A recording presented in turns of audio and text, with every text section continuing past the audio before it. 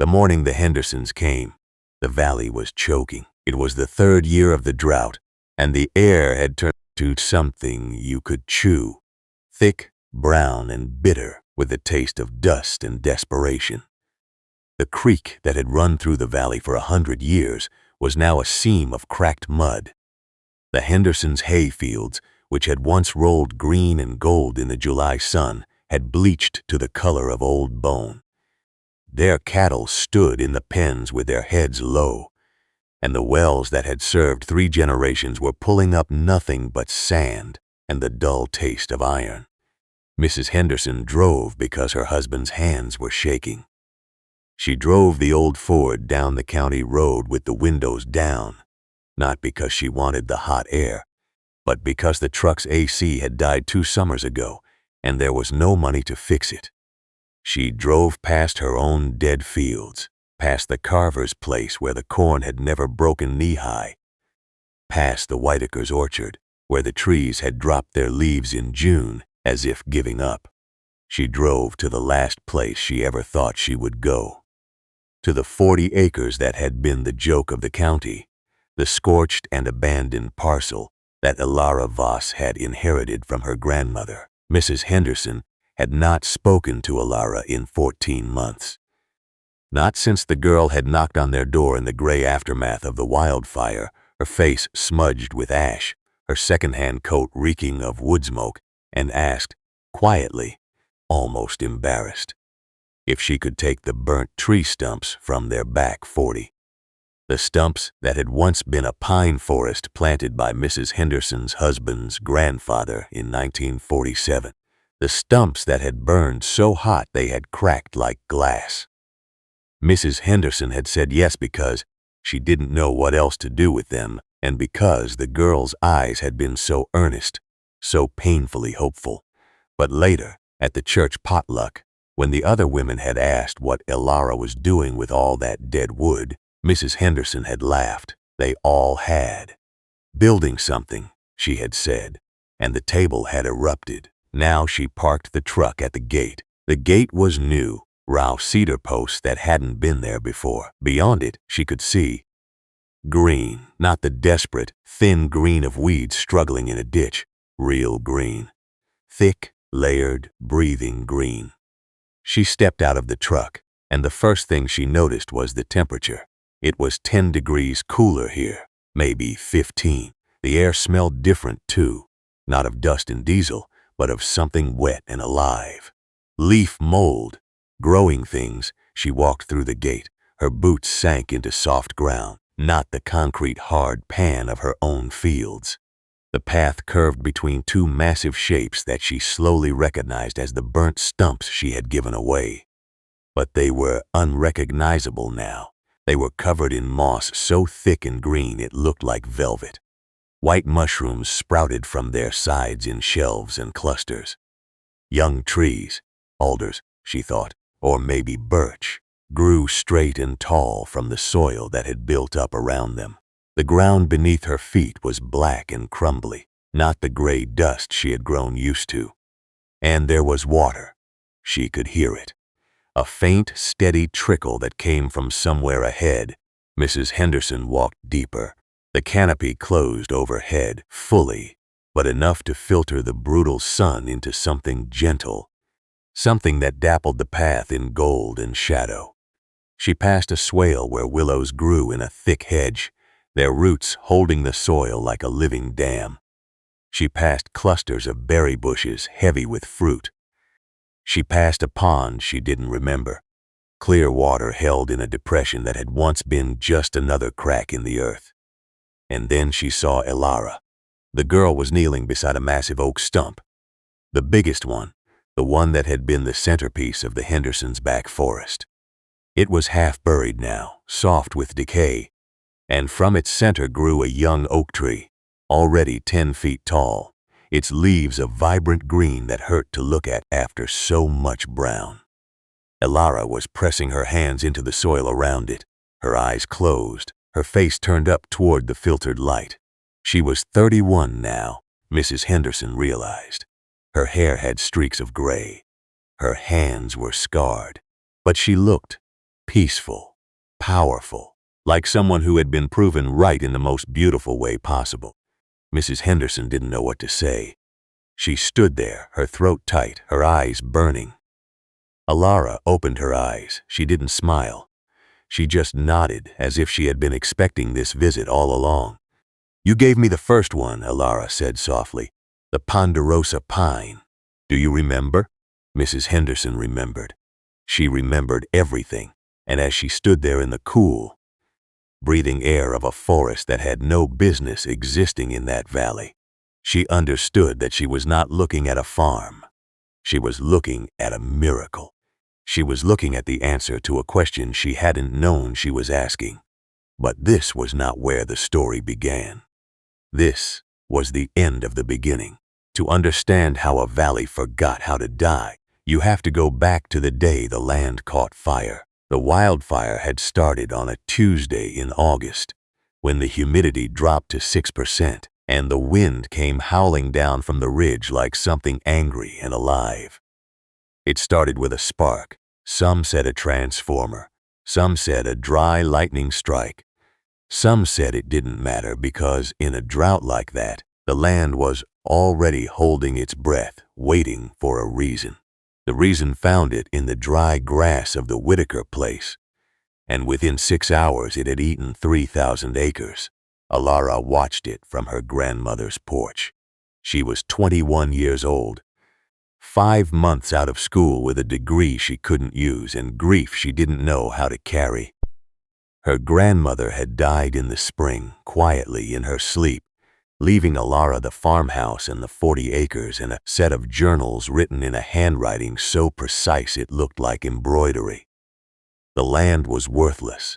The county had said so. The soil was compacted from decades of overgrazing, the topsoil blown away in the dry years, the creek reduced to a memory.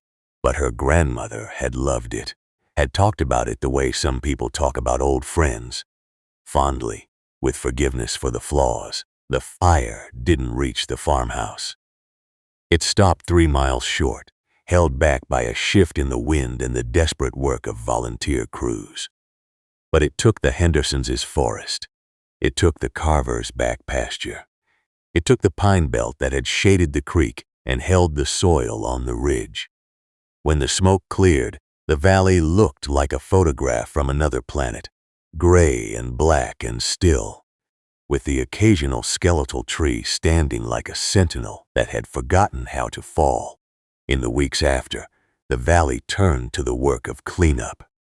The Forest Service came with crews and chainsaws, felling the dangerous snags, clearing the roads. The landowners hired equipment to push the burnt timber into piles, to scrape the earth bare, to erase the evidence of the disaster. There was talk of replanting, of government grants, of bringing in sod and irrigation to start fresh.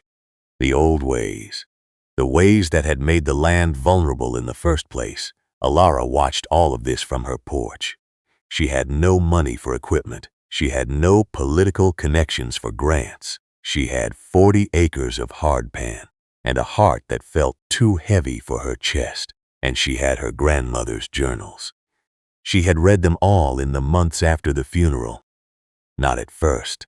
At first, she had left them in the cedar chest at the foot of the bed, unable to face the neat handwriting and the smell of lavender that clung to the pages. But in the long evenings of that first summer, with the farmhouse creaking around her and the silence of the land pressing in, she had opened them, and she had found something she didn't expect. Her grandmother had not been a simple woman. She had been a reader, a watcher, a listener. The journals were not diaries of recipes and church socials. They were field notes, observations on the land that stretched back 50 years, sketches of root systems, maps of water flow, lists of plants and their relationships, the way lupine prepared the soil for grass, the way willow held the bank, the way a fallen log could become a nursery for a dozen saplings if you left it alone. And there were pages about fire. Her grandmother had watched the valley burn before, in 72 and again in 88. She had noted how the land recovered, Not through replanting, not through bulldozing and starting over, but through patience, through the wood, through the very thing everyone else was trying to remove. The forest does not waste its dead. Her grandmother had written in an entry from 1989, "A burnt stump is not an ending. It is a reservoir. It holds water when the soil forgets how. It holds carbon when the air is too hungry. It holds the memory of the tree, and in that memory the mycelium waits. Given time and silence, the stump will become the mother of the next forest. We call it deadwood. The forest calls it beginning." Elara read that passage 100 times. She read it in the mornings with her coffee, in the afternoons with the heat pressing against the windows, in the evenings with the crickets singing in the one patch of grass that still grew behind the barn. And slowly, like water finding a crack in stone, an idea formed. She started with the Hendersons. She didn't know why. Maybe because their forest had been the oldest. Maybe because Mrs. Henderson had been kind to her grandmother once, bringing soup when the old woman had the flu. Or maybe because she could see the stumps from the road as she drove past. Massive, blackened, their roots exposed like the fingers of a buried giant. They were beautiful in a way that hurt. Beautiful like a scar is beautiful, because it proved something had survived. She washed her face. She put on her cleanest flannel and her grandmother's old wool coat, the one that smelled like cedar and lavender. She drove the truck her father had left her, a '92 Ford with a flat bed that sagged in the middle and a transmission that whined in third gear. She rehearsed what she would say. She didn't have money, she didn't have equipment. She didn't have a plan that would make sense to anyone who thought like a farmer. All she had was a question. Mrs. Henderson answered the door with a dish towel in her hands. Her eyes were red. The fire had taken more than timber from the Hendersons. It had taken history, shade, the place where her husband had proposed to her under a ponderosa pine in 1963. Elara could see the grief in the woman's posture, in the way she held the door, not as a barrier, but as something to lean against. "I know this sounds strange," Elara said. Her voice was smaller than she wanted it to be. "But I was wondering, could I take the stumps, the burnt ones? From your back 40, I would haul them away myself. I wouldn't ask for anything else." Mrs. Henderson blinked. "The stumps?" "Yes, ma'am. The burnt ones. What on earth for?" Elara had prepared for this question. She had rehearsed an answer about soil restoration, about nurse logs, about mycorrhizal networks. But looking at Mrs. Henderson's grief, she found she couldn't say any of it. It would sound like textbook talk. It would sound like she was trying to teach something to a woman who had just lost her grandfather's legacy. "To remember them," Elara said. The truth came out before she could stop it. To give them somewhere to go next. Mrs. Henderson looked at her for a long time. The wind moved through the dead grass of the yard. Somewhere in the distance, a crow called. Then Mrs. Henderson stepped back from the door. "The back gate is open," she said. "Take what you need." That was the first stump, the first yes, the first step into a kind of madness that would consume the next 10 years of Elara's life. She came back the next morning with chains and a come-along and a shovel. The stump was a ponderosa pine, 3 feet across at the base, its trunk split by the heat of the fire into a blackened canyon. The roots were a crown of charcoal, still partially in the earth holding on. Elara wrapped the chains around it, attached the come-along to the truck, and pulled. It took 3 hours. She didn't have a tractor. She didn't have a winch. She had leverage and stubbornness, and a willingness to look ridiculous in front of anyone who happened to drive past. By noon, the stump was on the flatbed. The truck sagged. The tires looked flat. Elara drove home at 15 miles an hour, the stump riding behind her like a casket, and she felt a strange weight in her chest that had nothing to do with the load. It felt like responsibility. It felt like the beginning of a promise, Her land was waiting. 40 acres of compacted clay and dust, of thistle and cheatgrass, of a creek that had forgotten how to flow. She had marked a spot near the western edge, a slight depression where the water ran when it did rain, before the soil had sealed itself against the sky. She dug a shallow trench, just deep enough to cradle the stump. She rolled it in using pipes as rollers, the way the Egyptians had moved stones, the way her grandmother had described in one of her journals. She packed the gaps with soil, scraped from the one undisturbed corner of the property, a dark, loamy pocket beneath an old oak that had somehow survived the grazing years. She soaked the charred surface with water from the well, watching it turn from gray to black, watching it drink. Then she did something that would have made the county extension agent weep. She took a bucket of the compost she had been making behind the barn, kitchen scraps, chicken manure, leaf mold, the slow alchemy of decay, and she mixed it with a slurry of mycorrhizal fungi she had cultivated from samples taken from the oak tree's root zone. She painted this mixture onto the burnt wood. She packed it into the cracks. She covered the whole thing with straw mulch and walked away. That night, she sat on the porch and wrote in a new journal, one she had bought, with the last of her savings. She wrote, "One stump, one beginning. The land does not know I am here yet, but it will." She didn't know she was starting a revolution. She didn't know she was starting a religion. She only knew that for the first time since her grandmother's death, she didn't feel like a ghost in her own life. The second stump came from the Carvers. Mr. Carver was a different kind of man than Mrs. Henderson, gruff, suspicious, with a face like a cliff and hands that had never done anything but work.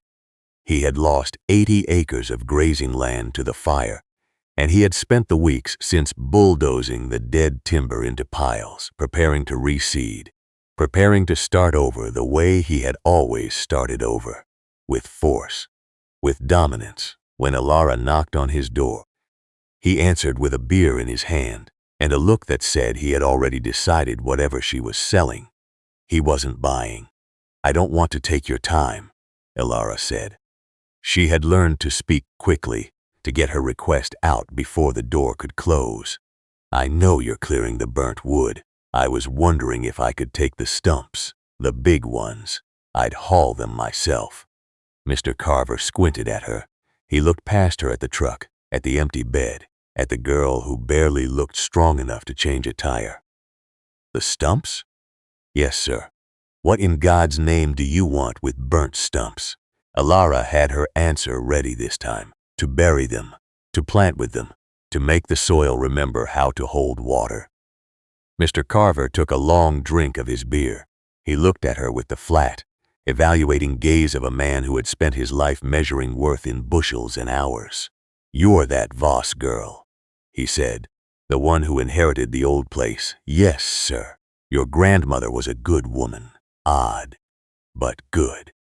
He looked past her at the blackened hills. "I was going to burn those piles next week. Save me the trouble if you take the stumps. But I don't want you on my equipment. You break it. You bought it. I have my own chains and truck. Then take what you can carry. And don't come crying to me when you throw your back out." That was the second yes. Harder than the first, but no less real. The Carver stump was an oak, heavier than the pine, denser, its grain tightened by decades of slow growth. It took Elara 5 hours to extract it, working alone in the September heat with a chainsaw she had bought secondhand and prayed would start. She cut the roots free, one by one, the saw screaming against the charcoal. She wrapped the chains, set the come-along and pulled. The truck's tires spun. The engine overheated. She waited, let it cool, tried again. By dusk, the stump was in the bed, and Elara was shaking so badly she could barely hold the steering wheel. She brought it home by moonlight. She couldn't wait for morning. She dug the hole by the beam of the truck's headlights, her shovel ringing against the hardpan, her arms burning, her vision narrowing to the circle of light and the need to get this done. She rolled the stump in. She packed it with soil. She inoculated it. She covered it with straw and collapsed into the cab of the truck, too tired to walk to the house, and slept with her head on the steering wheel until dawn. In the morning, she counted 2 stumps, 2 reservoirs, 2 beginnings. By October, she had 6. By November, 11. The neighbors were talking now, not laughing yet. That would come later when the scale of her obsession became clear, but talking, wondering, asking each other at the feed store what the Voss girl was doing with all that dead wood. Some said she was building a sculpture. Some said she was filling in the old well. Some said she had lost her mind to grief, that the death of her grandmother had broken something. And this was how the pieces were falling. Elara heard the rumors. She heard them when she drove past the school bus stop, and the mothers paused their conversations. She heard them in the way the gas station attendant looked at her when she filled the truck, his eyes flicking to the bed and back to her face with a question he didn't ask. She heard them in her own head, late at night, when the work was done and the silence of the land pressed in, and she wondered if they were right. But she kept going, because something was happening. It started with the soil. Around the first stump, the ponderosa pine, the ground was changing. Where the rest of the property was gray and hard, the soil around the nurse log was darkening. It was softer. When she pushed her fingers into it, they went into the second knuckle instead of stopping at the surface. And it was alive. She could feel it. A web of white threads, mycelium, threading through the earth like a nervous system, connecting the stump to the soil to the roots of the volunteer weeds that had sprung up in the mulch. She had planted nothing yet. She had only prepared, but the land was preparing itself. The lupine came first, volunteering in the straw, their purple spikes pushing through the mulch in April. Then the clover, spreading in mats of white and pink. Then the wild rye, tall and graceful, its roots diving deep into the cracks the lupine had opened. The pioneer species, answering a call she hadn't known she was sending, she began to help them. She collected seeds from the roadside, from the one undisturbed corner, from the pockets of her grandmother's coats.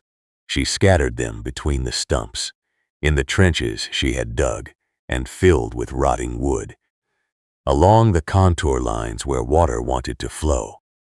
She planted willow cuttings in the low places, knowing their roots would seek the water table, knowing they would break the hardpan with the gentle persistence of water wearing stone. She built her first